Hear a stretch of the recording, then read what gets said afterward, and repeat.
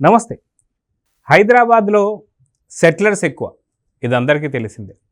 అయితే దీనిపై దశాబ్ద కాలంగా ఈ యొక్క మాట అందరూ కూడా మర్చిపోయారు. అదేంటి అంటే ఆంధ్రోల పెత్తనం ఏంటి ఇక్కడ అనేటువంటి ఒక మాట అందరూ మర్చిపోయారు. కానీ దీన్ని మళ్ళీ హుజూరాబాద్ ఎమ్మెల్యే అయినటువంటి ఒక పాడి కౌశిక్ రెడ్డి ఎవరైతే ఉన్నారో మళ్ళీ నిన్న అరికపూడ గాంధీకి సంబంధించిన వ్యాఖ్యల్లో ఆయన ఆంధ్రోలు దాడి చేస్తే మేమేం ఊరుకోము అంటున్నటువంటి ఒక మాటల్లో మళ్ళీ దశాబ్ద కాలంగా మరుగున పడినటువంటి ఒక మాట మళ్ళీ బయటకు వచ్చింది. అయితే ఈ యొక్క మాటను ఎలా చూసుకోవాలి, దీనిపైన మనతో పాటు సూర్యదేవి లత గారు ఉన్నారు, వారిని అడిగి తెలుసుకుందాం. మేడం నమస్తే. నమస్తే. దశాబ్ద కాలంగా ఎప్పుడైతే తెలంగాణ విభజన ముందు నుంచి కూడా కొంత అయితే ఇది ఉంది, ఏంటి అంటే తెలంగాణలో ఆంధ్రోల పెత్తనాలు ఏంటి లేదా ఆంధ్ర రాజకీయాలు ఏంటి అని చెప్పేసి. కానీ ఏదో విధంగా సక్సెస్ అయ్యి కేసీఆర్ ఆ మాటలతోనే ఆయనకు సంబంధించి అయితే చూసాం. కానీ ఇప్పుడు మళ్ళీ ఎప్పుడైతే తెలంగాణ వచ్చిన తర్వాత హైదరాబాద్లో ఉన్నటువంటి సెటిలర్స్ అందరూ కూడా ఎవరైతే తెలంగాణలో ఉండే వాళ్ళందరూ కూడా తెలంగాణ వాళ్ళే అని చెప్పేసి అన్న స్టేట్మెంట్ కూడా కేసీఆర్ నుంచి విన్నాం. కానీ ఎప్పుడైతే తను పదవి కోల్పోయిన తర్వాత ఇప్పుడు మతిస్థిమితం తప్పిందా, ఇప్పుడు పాడి కౌశిక్ రెడ్డితో ఆ మాట ఖచ్చితంగా కేసీఆర్ అనిపించాడా లేదు అనిపించాడు అంటున్నటువంటి మాటలు మనకు వినిపిస్తున్నాయి. నిజంగా హైదరాబాద్లో ఆంధ్ర వాళ్ళు ఉండడం సరైందా కాదా అంటే ఏం చెప్తారు? కౌశిక్ రెడ్డి వ్యాఖ్యల్ని ఎలా చూడాలి? ఇక్కడ కేసీఆర్ ఏంటంటే ప్రతి టర్ము కూడా ఎలక్షన్ బిఫోరు ఎలక్షన్ అయిపోయిన తర్వాత కాంట్రాక్ట్లు ఇచ్చిన కాళేశ్వరం కట్టింది ఎవరు, మెగా కృష్ణారెడ్డి ఎవరు, వీళ్ళందరూ వేల కోట్లకు ఎలా సంపాదించారు, ఆయన ఇచ్చే వర్కులు ఎవరికి ఇస్తాడు, అప్పుడు వరకు ఆంధ్ర వాళ్ళతో బాగానే ఉంటుంది. సరే ఇంకా ఆ లెక్కను తీసుకుంటే వాళ్ళ మనవడు కూడా సగం ఆంధ్ర సగం తెలంగాణ అంతే కదా. అలా ఇప్పుడు కేసీఆర్ గారు కోడలు ఎక్కడ వాళ్ళు శైలమ, ఆవిడ వచ్చి ఆంధ్ర కదా, ఆంధ్ర బేస్డ్ కదా, ఆవిడ పుట్టి పెరిగింది అక్కడే కదా. కానీ ఈరోజు ఇట్లా ఎలా మాట్లాడగలుగుతున్నాడు? ఆయన ఇంట్లోనే ఆంధ్ర వాళ్ళు ఉన్నారు, వాళ్ళ మనవడు బ్లడ్ కూడా ఆంధ్రానే, ఆయనే వలసవాది తెలంగాణకి. కేసీఆర్ అంటే తాతల దగ్గర నుంచి తీసుకుంటే ఇలాంటి వాళ్ళు మాదే తెలంగాణ అని అనటానికి ఏ రకమైన రూల్స్ చెప్పాలి? తెలంగాణలో మేము తెలంగాణ అని చెప్పడానికి రూల్స్ ఏంటి అనేది ముందు పెట్టాల్సిన అవసరం ఉంది ఇక్కడ. ఎందుకంటే ఎన్ని సంవత్సరాలు ఉంటే వాళ్ళు తెలంగాణ వ్యక్తి అవుతారు, వాళ్ళ పిల్లలు ఇక్కడ పుట్టుంటే వాళ్ళు తెలంగాణ వాళ్ళేనా? సో ఇది ఫస్ట్ ఇక్కడ ఒక క్లారిఫికేషన్ అయితే రావాలి. ఎందుకంటే ఇది రేపు వీళ్ళిద్దరూ అక్కడ చూస్తే ఒకటి, ఇద్దరు బీఆర్ఎస్ ఎమ్మెల్యేలే, ఇద్దరు కొట్టుకుందేమో బీఆర్ఎస్ ఎమ్మెల్యేలు, కానీ అక్కడ ఎవరిని గురించి మాట్లాడుతున్నారు? హైదరాబాద్లో ఉన్న ప్రజల గురించి మాట్లాడుతున్నారు. సెటిలర్స్ ఎందుకు అనుకోవాలి? వాళ్ళు ఏమైనా వలసవాదులా? వాళ్ళు ఏమైనా కూలికి వచ్చారా? ఇక్కడ ఏమైనా కూలి చేసుకుంటానికి మళ్ళీ వాళ్ళు వెళ్ళిపోతారా? వెళ్ళరు కదా. ఇక్కడే ఆస్తులు కొనుక్కున్నారు. వాళ్ళు వలసవాదులు కూడా కాదు, వాళ్ళు సెటిలర్స్ కూడా అనకూడదు. ఇక్కడ ఓటు వేస్తున్నారు, ఇక్కడ ట్యాక్సులు పే చేస్తున్నారు, ఇక్కడ ఆధార్ కార్డులు ఉన్నాయి. ఓట్లు వేసుకునే వరకు మీకు ఇది అవసరమా? ఓట్లు అయిపోయిన తర్వాత అదే అంటారు కదా, ఓటు దాటాక బోడి మల్లన్న అన్నట్టు, అలాగా మీకు ఓట్లు వేసే వరకు కావాలి.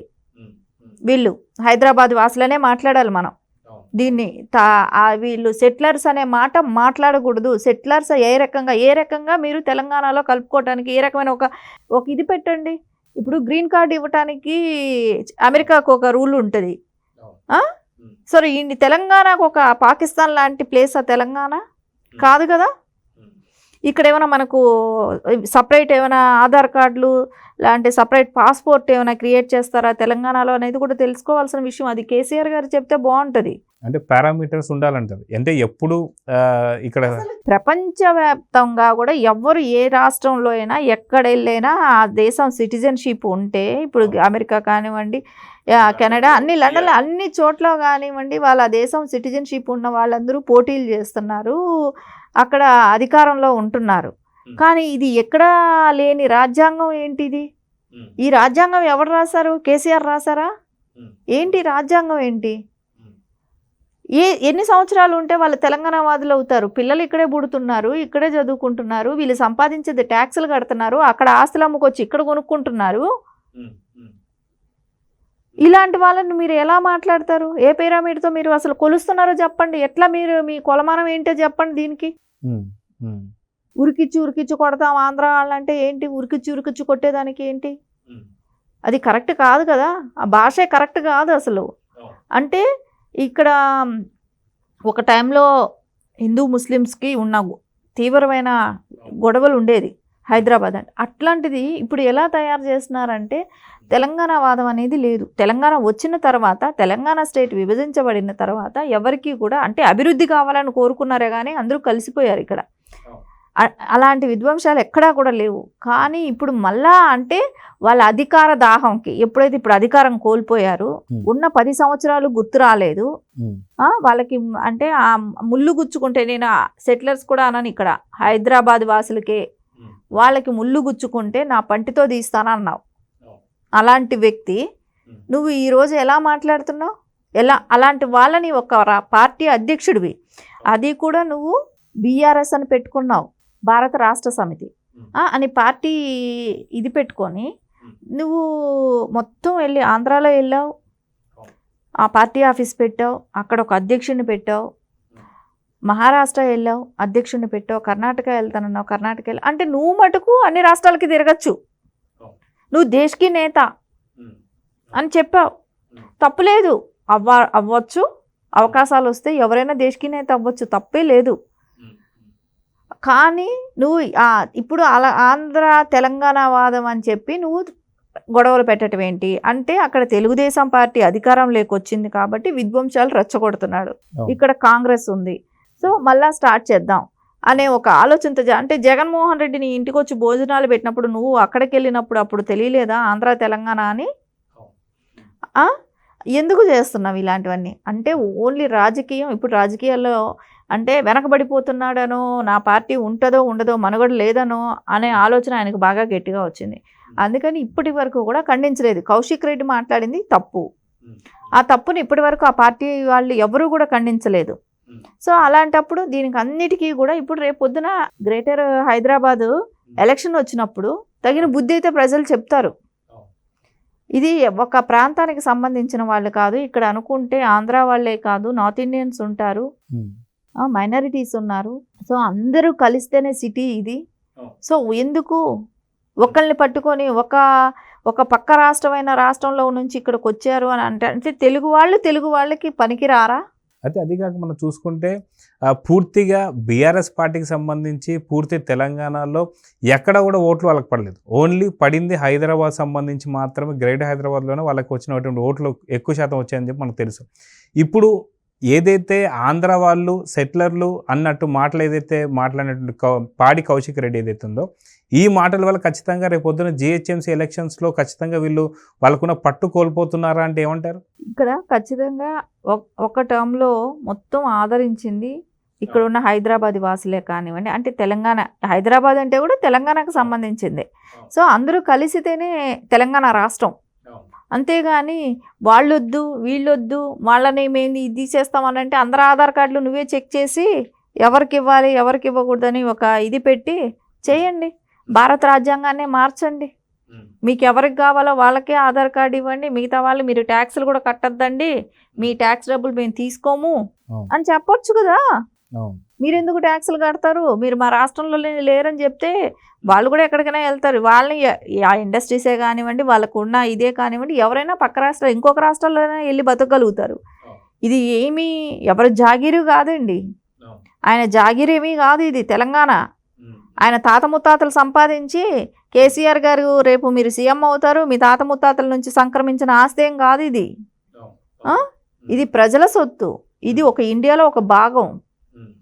ఎవరైనా ఎక్కడైనా ఉండే బతికగలిగే రైట్స్ ఉంది. ప్రపంచవ్యాప్తంగా ఎక్కడైనా బతుకుతున్నాం, ప్రపంచంలో భూలోకంలో ఎక్కడైనా బతుకుతున్నారు.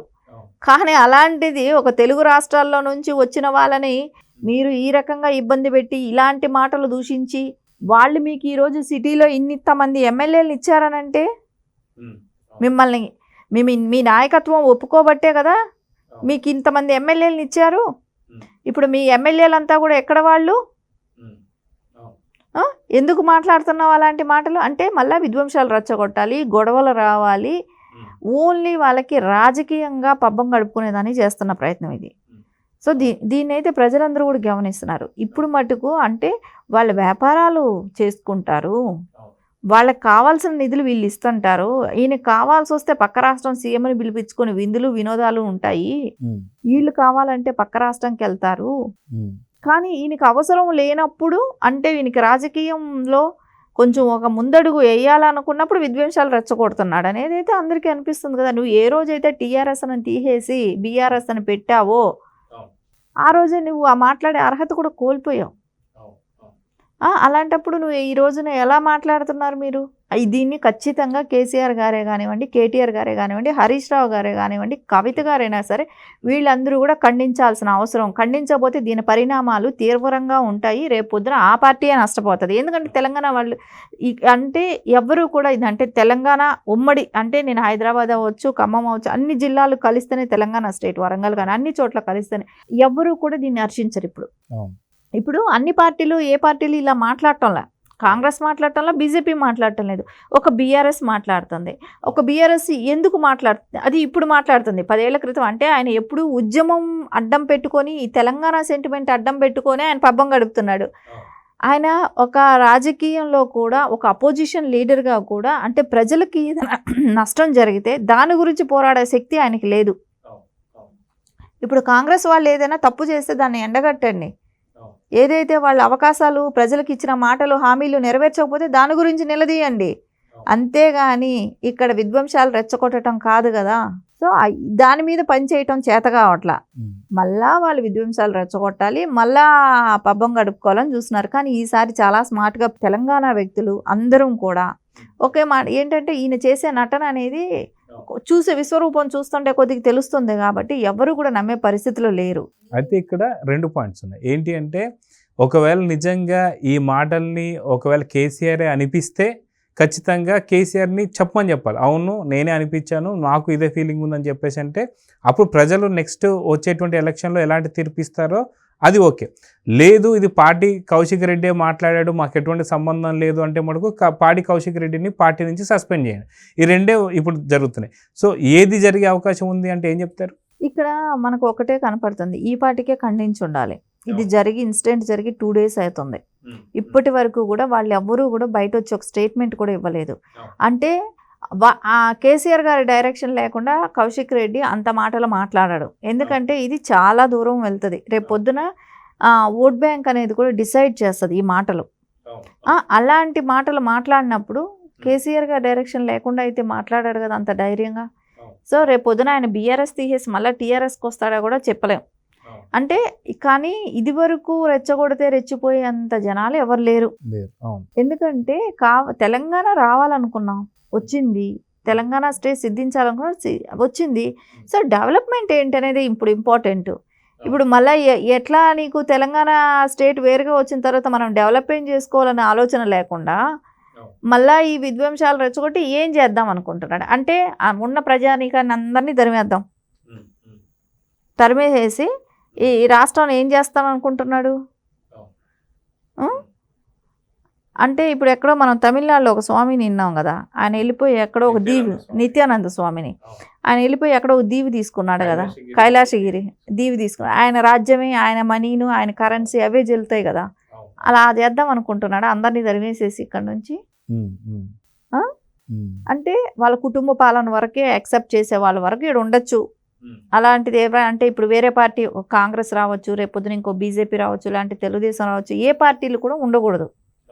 ఏ పార్టీ అయినా వస్తే సో మళ్ళీ మేము ఇది రెచ్చగొడతాం అనే ఒక ఉద్దేశంతో ఉన్నట్టే కనపడుతుంది మనకు. సో చూద్దాం మేడం, ఖచ్చితంగా దీనిపైన పాడి కౌశిక్ రెడ్డిని సస్పెండ్ చేస్తారా లేదా ఈ మాట అనిపించింది నేనే అని చెప్పి కేసీఆర్ దమ్ము ధైర్యంతో ముందుకు వస్తాడా అనేది మాత్రం చూద్దాం. నమస్తే.